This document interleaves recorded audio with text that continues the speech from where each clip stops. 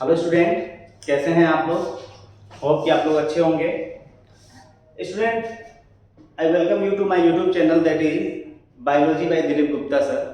और आज हम अपने यूट्यूब चैनल पे बात करेंगे क्लास 11 से रिलेटेड चैप्टर के बारे में, जो कि है बायोमोलिक्यूल्स। स्टूडेंट, बायोमोलिक्यूल्स आपको क्लास 12 में भी पढ़ना है केमिस्ट्री में। वहाँ पर हम लोग बायोमोलिक्यूल्स अगर जो है वहाँ पे थोड़ा सा ज़्यादा टेक्निकल है, ज़्यादा हम लोग उसके केमिकल नेचर्स को देखेंगे, ज़्यादा केमिकल स्ट्रक्चर के बारे में बात करेंगे, लेकिन बेस जो स्टूडेंट है वो यहीं से बनेगा। तो अगर ये चैप्टर अगर आप यहाँ मन से पढ़ रहे हैं, क्लास 11 में अगर आपने अच्छे से पढ़ा है, तो 12th में ये चैप्टर बहुत आसान हो जाता है। और इससे क्वेश्चन भी बहुत पूछे जाते हैं। नीट में भी 4 क्वेश्चन के आसपास इससे पूछा जाता है। तो स्टूडेंट, ये चैप्टर बहुत इंपॉर्टेंट है। तो स्टूडेंट, आज हम लोग बात करेंगे बायोमोलिक्यूल्स के बारे में। स्टूडेंट, आप सुने भी होंगे कि there are different type of molecules. There are different type of molecules. So what is special about biomolecule? Biomolecules में क्या स्पेशल है? तो बायोमोलिक्यूल्स में स्टूडेंट ये है कि all those molecule which are present in the living organisms are known as biomolecule. Biomolecule है क्या student? All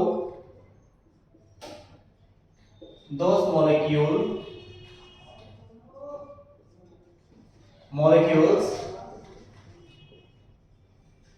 present in a living organism. Living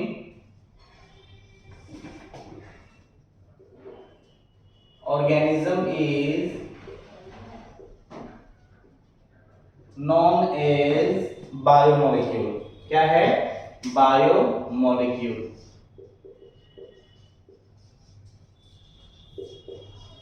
biomolecules, there are different type of molecules.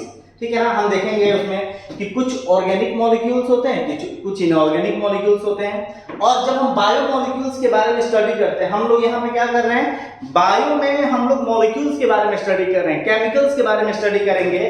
तो इस study को हम लोग बोलते हैं biochemistry. क्या है? Bio chemistry. बायोकेमिस्ट्री, ठीक है ना? बायोकेमिस्ट्री क्या है? Study of chemical processes in living organism. क्या बोल सकते हैं? स्टडी ऑफ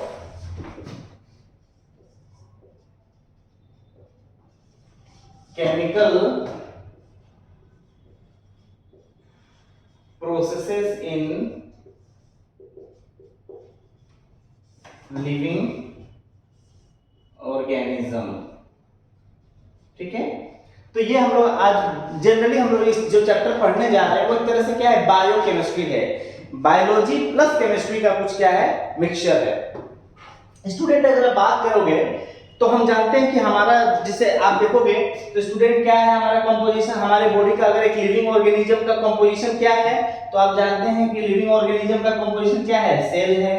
सेल आपस में ऑर्गेनाइज होकर बनता है टिश्यू। टिश्यू ऑर्गेनाइज होकर बनता है ऑर्गन। ऑर्गन ऑर्गेनाइज होकर ऑर्गन सिस्टम। ऑर्गन सिस्टम पूरा कंप्लीट क्या करता है? ऑर्गेनिज्म में कन्वर्ट होता है। ठीक है ना? लेकिन अगर हम देखेंगे स्टूडेंट, अगर इस सेल के स्ट्रक्चर को देखेंगे, सेल, तो सेल कैसे ऑर्गेनाइज होते हैं? बहुत सारे सेल ऑर्गेनेली से। Cell organelles. और अगर हम सेल ऑर्गेनेलीज की बात करते हैं कि एक सेल के अंदर क्या क्या कंपोजिशन है, तो आपने देखा है कि सेल के अंदर प्रोटोप्लाज्म है। वो प्रोटोप्लाज्म क्या है? It is a mixture of different type of molecules. तो हम बोल सकते हैं कि ये सेल ऑर्गेनेलीज, ये जो भी प्रोटोप्लाज्म है, प्रोटोप्लाज्म ये क्या है? It is a mixture of क्या? Different type of atoms and molecules. Different type of mixture of atoms and molecules है। तो हम बोल सकते हैं स्टूडेंट कि लाइफ क्या है? Life is a protoplasm. और प्रोटोप्लाज्म क्या है? It is a mixture of different type of atoms and molecules. तो हम बोल सकते हैं कि life is a composition. Life is the interaction of several type of molecules. एक साइंटिस्ट है पॉलिन, ठीक है ना? उन्होंने बताया था, उन्होंने कहा था कि life is not the property of single molecules या single elements. but it is the property, but it is the interaction of different type of molecules present in the protoplasm. ठीक है ना, हमारे प्रोटोप्लाज्म, हमारे सेल के अंदर बहुत सारे मॉलिक्यूल्स प्रेजेंट हैं, ठीक है ना। और जब उनके बारे में हम लोग पढ़ने लगते हैं, उसमें से कुछ मॉलिक्यूल्स ऑर्गेनिक हैं, कुछ मॉलिक्यूल्स इनऑर्गेनिक हैं स्टूडेंट, ठीक है ना। तो हम लिख सकते हैं कि बायोमॉलिक्यूल्स होते हैं स्टूडेंट,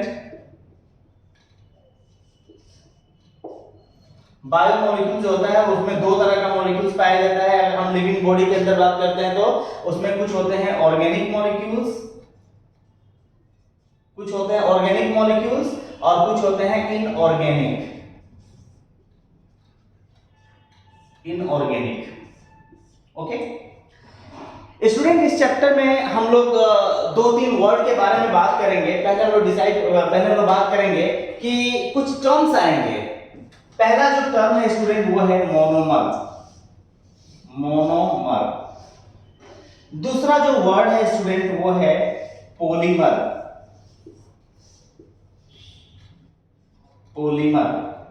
और तीसरा जो वर्ड है स्टूडेंट वो है पॉलीमराइजेशन, पॉलीमराइजेशन। ओके, सबसे पहले ये तीन वर्ड को हम इस चैप्टर में डील करेंगे, मीनिंग समझेंगे क्या है मोनोमर, क्या है पॉलीमर, क्या है पॉलीमराइजेशन। तो उस चीज को समझने के लिए हम एक एग्जांपल लेते हैं। आप जानते हैं माला जो होता है, माला, सपोज आपने देखा कि ये क्या है, माला है।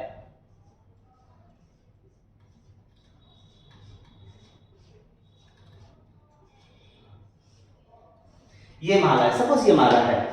आप जानते हैं कि माला किससे बना होता है, मोती से बना होता है। तो ये देखो, एक मोती, दो मोती, 3 4 5 6 7 8, 8 मोती जुड़ी हुई हैं तो एक माला बना। तो मतलब ये जो माला है वो किससे बना है, मोतियों से बना है। तो जिससे बना होता है कोई जो बड़ा चीज, कोई बड़ा चीज जिससे बना होता है उसको हम लोग बोलते हैं मोनोमर। तो मोनोमर क्या है, सिंगल रिपीटिंग यूनिट। देखो एक बार बार रिपीट हो रहा है, यही मोती बार बार रिपीट हो रहा है तो एक माला बन रहा है। तो जो सिंगल रिपीटिंग यूनिट होता है स्टूडेंट उसको हम लोग बोलते हैं मोनोमर। हम इसको क्या लिख सकते हैं student, single repeating unit, single repeating unit, ठीक है। और अगर हम बात करते हैं पॉलीमर, तो पॉलीमर क्या है, it is a complex molecule, it is अ, ठीक है ना, ये लार्जर मॉलिक्यूल है। किससे बना है, बाय द पॉलीमराइजेशन ऑफ क्या, by the polymerization of monomer, ठीक है ना। तो पॉलीमर क्या है, लार्ज मॉलिक्यूल है, large molecules formed by polymerization. Polymerization मतलब ये क्या हुआ, ये जिस तरीके से जुड़ रहा है ना, उस तरीके को, उस प्रोसेस को, जिस प्रोसेस से मोनोमर, मोनोमर माला क्या हो गया, ये जो माला आपने देखा माला, ये क्या है स्टूडेंट, ये एक पॉलीमर है। और जो मोती है स्टूडेंट वो क्या है, मोनोमर है, मोनोमर। तो मोती आपस में जुड़ के क्या बन रहा है, माला बन रहा है। मोती मैंने क्या बोला, मोनोमर, और माला क्या है, पॉलीमर। तो जिस तरीके से जुड़ के माला बन रहा है, या जिस तरीके से मोनोमर जुड़ के पॉलीमर बन रहा है, उस प्रोसेस को हम लोग क्या बोलते हैं, पॉलीमराइजेशन। तो पॉलीमराइजेशन क्या है, प्रोसेस ऑफ फॉर्मेशन, ठीक है ना, प्रोसेस ऑफ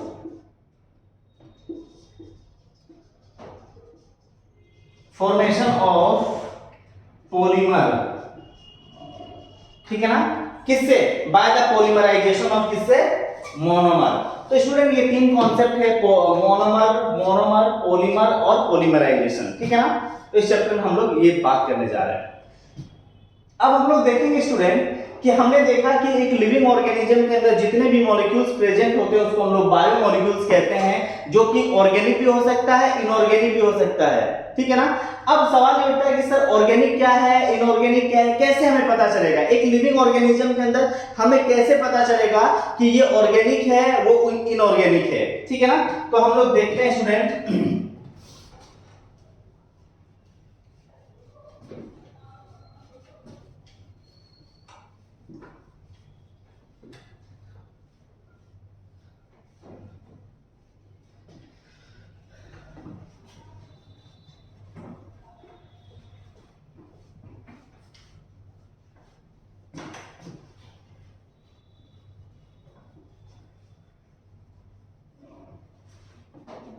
हम लोग यहाँ बात करेंगे एनालिसिस ऑफ ऑर्गेनिक मॉलिक्यूल्स, ठीक है ना।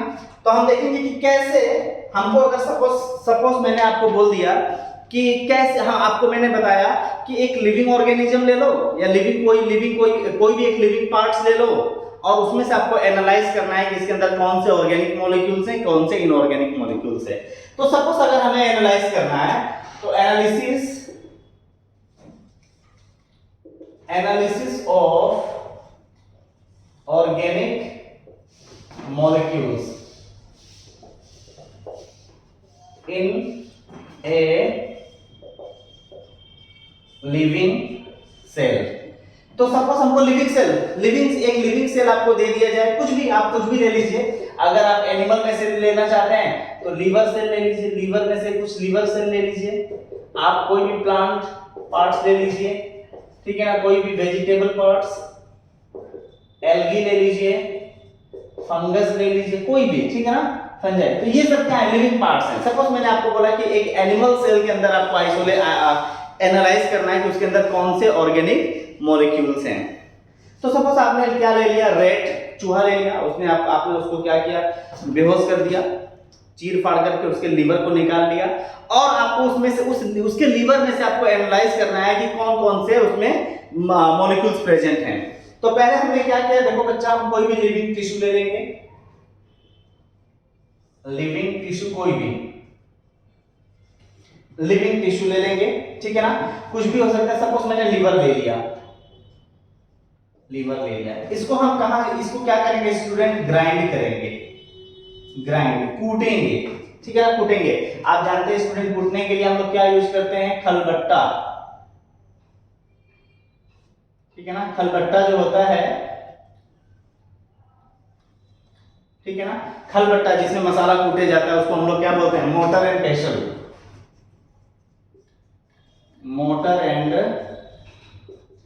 Motor and Peshal, खलबट्टा। तो हमने कोई लिविंग टिश्यू ले लिया, उसमें हमने उसको क्या किया, ग्राइंड किया।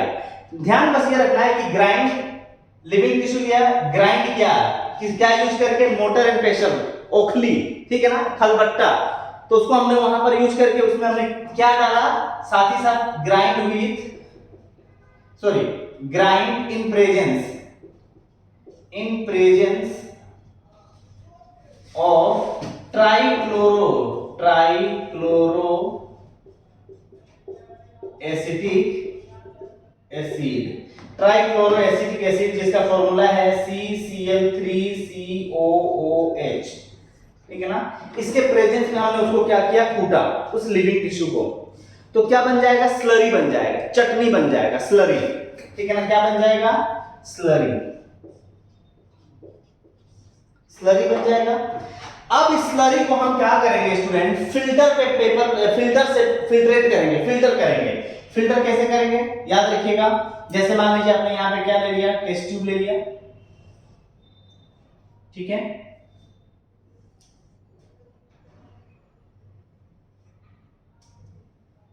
आपने यहाँ पे क्या ले लिया, ये आपका फनल ले लिया, और बहुत सारा आपने यहाँ पे क्या कर दिया, कॉटन प्लग रख दिया, यहाँ पे बहुत सारा आपने क्या रख दिया, कॉटन प्लग रख दिया या फिल्टर पेपर लगा दिया, ठीक है ना, फिल्टर लगा दिया। उसके बाद इस स्लरी को यहाँ पे आपने क्या किया, पोर किया। ये जो स्लरी यहाँ पे मिलेगा, इस स्लरी को आप यहाँ पे डालेंगे, पोर करेंगे, तो कुछ चीज होगा जो नीचे कलेक्ट हो जाएगा, ठीक है ना, और कुछ चीज रहेगा जो ऊपर कलेक्ट रह जाएगा, ऊपर रह जाएगा, यहाँ पर ऊपर रह जाएगा कुछ चीज। तो जो चीज नीचे आएगा स्टूडेंट, उसको हम लोग बोलते हैं फिल्ट्रेट,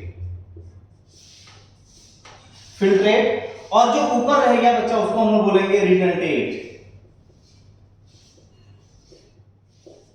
तो ऊपर जो रहेगा, जो फिल्टर नहीं हुआ, उसको रिटेंटेट बोलेंगे, जो फिल्ट्रेट हो गया उसको हम लोग, जो फिल्टर हो गया उसको हम लोग फिल्ट्रेट बोलेंगे। तो जो फिल्ट्रेट है बच्चा, वो क्या है, एसिड सोल्यूबल पूल है। क्या है, एसिड सोल्यूबल पूल में आ गया। रिटेंटेट क्या है, जो एसिड इनसोल्यूबल है, जो एसिड इनसोल्यूबल। तो वही चीज को मैं यहाँ पे देखिए दिखा रहा हूं कि जो स्लरी है, स्लरी को जब आप क्या किए, फिल्टर किए, स्लरी को जब हम लोगों ने क्या किया, फिल्टर किया, तो जो नीचे कलेक्ट हुआ वो हमारा क्या है, फिल्ट्रेट, और जो ऊपर रह गया, जो यहां पर ऊपर रह गया, उसको हम लोग क्या बोलेंगे स्टूडेंट, रिटेंटेट।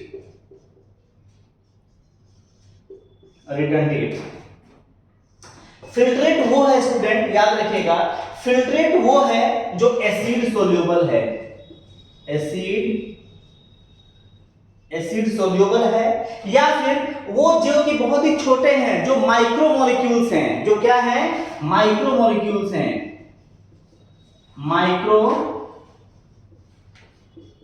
माइक्रोमोलिक्यूल्स है, या फिर हम बोल सकते हैं जिनका साइज 80 से याद रखिएगा 800 डेल्टन के बीच में है, ठीक है ना। जो छोटे हैं, जो माइक्रोमोलिक्यूल है, जो एसिड सोल्यूबल है, वो फिल्ट्रेट में आ जाएंगे। जो रिटेंटेट है वो क्या है, एसिड इनसोल्यूबल है, तो हम लिख सकते हैं एसिड इनसोल्यूबल कोल।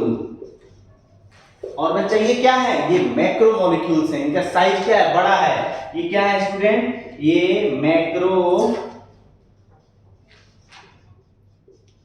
ये मैक्रोमोलिक्यूल्स हैं, ठीक है। उसके बाद अगर हम बात करते हैं इनके साइज का, तो ये स्टूडेंट इनका साइज लगभग मोर देन 1000 डेल्टन,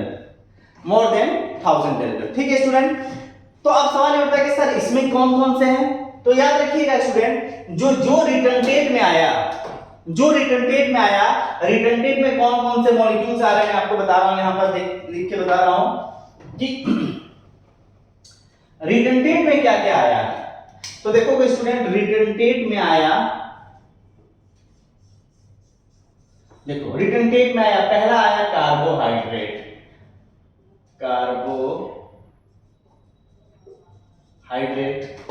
इसमें दूसरा जो आया स्टूडेंट प्रोटीन, तीसरा जो आया स्टूडेंट न्यूक्लिक एसिड, और इसमें स्टूडेंट आया लिपिड और फैट्स की हम बात करते हैं, लिपिड और फैट्स, ठीक है।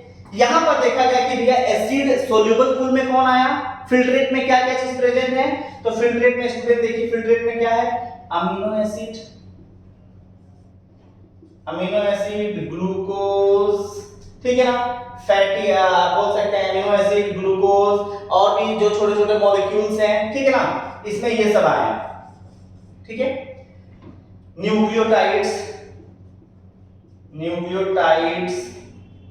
न्यूक्लियोसाइड्स, तो जितने भी छोटे मॉलिक्यूल्स थे, जितने भी माइक्रो मॉलिक्यूल्स थे, वो किस में आ गए, फिल्ट्रेट में आ गए, और जो बड़े मॉलिक्यूल्स थे वो क्या है, रिटेंटेट में आ गए, जिसमें 4 मॉलिक्यूल्स हमको दिखा।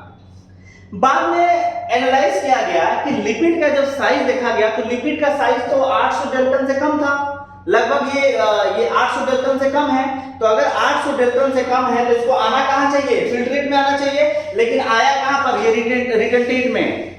तो एक कंफ्यूजन हुआ कि इसका साइज तो छोटा है, लेकिन ये रिटेंटेट में क्यों आया, क्योंकि बच्चा ये क्या है, एसिड इनसोल्यूबल है, ये एसिड में सोल्यूबलाइज नहीं होता है। साथ ही साथ कि जो लिपिड्स हैं वो छोटे छोटे ग्लोब्यूल्स में एग्जिस्ट करते हैं, और सारे ग्लोब्यूल्स एक साथ आके जुड़ जाते हैं, इसीलिए इसका स्ट्रक्चर क्या हो जाता है, बड़ा हो जाता है, लेकिन इसका स्ट्रक्चर होता क्या है, छोटा स्ट्रक्चर होता है। तो ये एक एक्सेप्शन है स्टूडेंट, ये एक एक्सेप्शन है, ओके, क्लियर है, ठीक है। तो यहां पर आपने देखा कि रिटेंटेट में 4 मॉलिक्यूल्स हम लोगों को पढ़ना है, कार्बोहाइड्रेट, प्रोटीन, न्यूक्लिक एसिड और लिपिड्स। स्टूडेंट अब हम लोग इसको डिफरेंशिएट करेंगे कि माइक्रोमोलिक्यूल्स क्या होता है और मैक्रोमोलिक्यूल्स क्या होता है स्टूडेंट, ओके। तो यहां पर हम लोग बात करेंगे स्टूडेंट कि माइक्रोमोलिक्यूल्स और मैक्रोमोलिक्यूल्स में क्या डिफरेंसेस हैं, ठीक है ना। तो पॉइंट्स हम लोग देखते हैं स्टूडेंट, माइक्रोमोलिक्यूल्स क्या है। तो स्टूडेंट माइक्रोमोलिक्यूल्स है, इसका अगर हम बात करते हैं तो they are smaller in size, ठीक है ना। अगर हम देखते हैं तो लेस देन, हम बोल सकते हैं स्टूडेंट लेस देन 800 डेल्टन, ठीक है ना। इनको हम लोग क्या बोल सकते हैं, माइक्रोमोलिक्यूल्स बोल सकते हैं। और अगर हम इसके बारे में बात करते हैं स्टूडेंट, तो ये क्या है, larger in size, larger in size, इनका साइज क्या है, बड़ा है स्टूडेंट, ठीक है। अगर हम बात करते हैं तो क्या है, मोर देन अप्रोक्स 1000 डाल्टन, ठीक है ना, 1000 डाल्टन।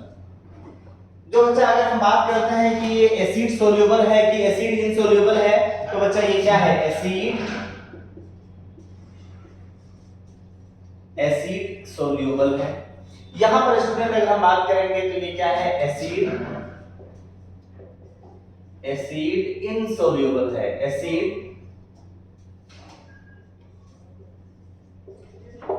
इनसोल्यूबल है। ओके स्टूडेंट, के लिए दोनों पॉइंट समझ आया।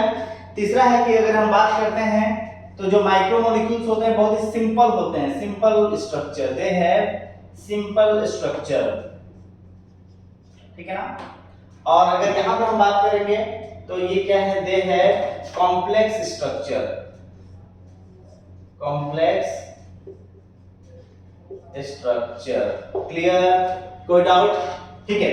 अगर हम चौथे पॉइंट्स के बारे में बात करेंगे तो ये क्या है, they are building block of क्या, मैक्रोमोलिक्यूल्स, या फिर they are the building block of macromolecules. Okay student, और अगर हम चौथी यहां पर बात करेंगे तो क्या है, मैक्रोमोलिक्यूल्स क्या है, they are formed by the polymerization of micromolecule, formed by the polymerization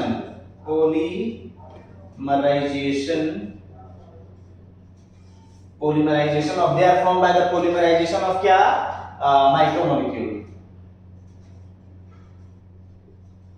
micromolecules.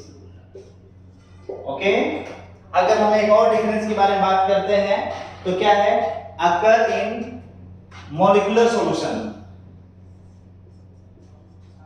Occur in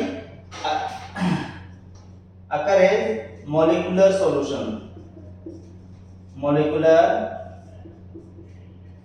solution, ठीक है ना। अगर हम यहां पर बात करेंगे ये फोर्थ, ठीक है ना। फिफ्थ की अगर हम बात करते हैं तो they occur as colloidal solution, they occur as colloidal solution,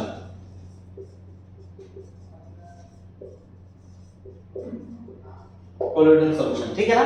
examples के रूप में अगर हम बात करेंगे कि माइक्रोमोलिक्यूल्स के क्या क्या एग्जांपल्स हैं स्टूडेंट, तो माइक्रोमोलिक्यूल्स के एग्जांपल हैं स्टूडेंट,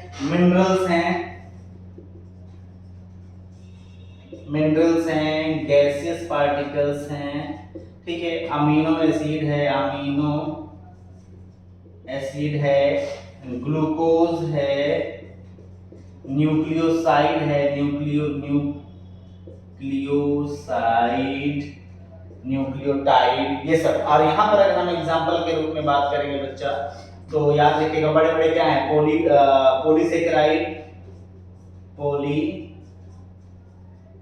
पॉलीसेकेराइड है, प्रोटीन्स हैं, न्यूक्लिक एसिड, ओके। तो ये स्टूडेंट आपने देखा कि माइक्रोमोलिक्यूल्स और मैक्रोमोलिक्यूल्स के बीच में कुछ डिफरेंसेस मैंने आप लोगों को बताया, ठीक है ना।